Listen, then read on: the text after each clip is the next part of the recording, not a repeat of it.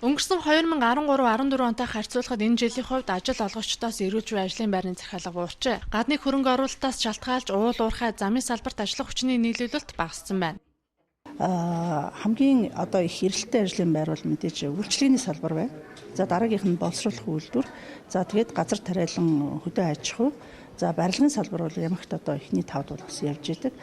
Улсын хэмжээнд ажиллах хүчний оролцооны түвшин 60.5%, хөдөлмөр эрхлэлтийн түвшин 55.4%, ажилгүйдлийн түвшин 8.3% байгаа юм. Эдийн засгийн нөхцөл байдалтай холбоотойгоор ажил эрхлэлтийн түвшин дээшлэхгүй байгаа юмнууд төр засгийн зүгээс эрэлттэй байгаа салбар руугаа чиглэсэн бодлого явуулах нь зүйтэй гэдгийг мэргэжилтээ хэлж байна.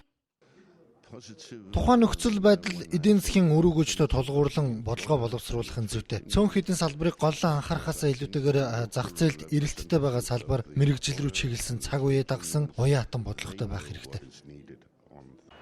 Хөдөлмөр эрхлэлтийн бүртгэл мэдээллийн нэгдсэн санд бүртгэлтэй ажилгүй иргэдийн тоо энэ онд 35,079, үүнээс 61.4% нь 15-аас 34 насныхан, 30.4% нь дээд боловсралтай ажилгүй иргэд байгаа. Тиймээс салбарын яамны зүгээс аж ахуй эрхлэгчид бичил бизнесийг дэмжих, хувь хүн бүрийг өөртөө ажлын байр бий болгож, орлогоо нэмэгдүүлэх чиглэлд бодлогоо тусган ажиллаж байна.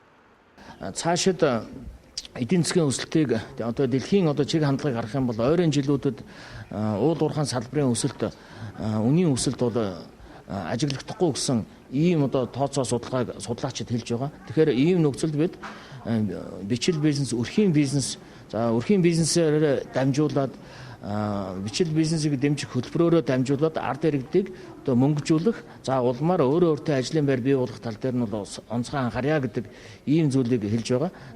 Хөдөлмөрийн яамнаас 2016 онд хөдөлмөр эрхлэлтийг дэмжих чиглэлээр залуучууд хөгжлийн бэрхшээлтэй иргэдийг ажлын байртай болгох, малчдын хөдөлмөр эрхлэлтийг дэмжих, ажил мэргэжлийн чиг баримжаа олгох, зөвлөх үйлчилгээ олгох зэрэг төслүүдийг хэрэгжүүлэхээр 24.6 тэрбум төгрөгийн санхүүжилт гаргахаар төсөлжээ.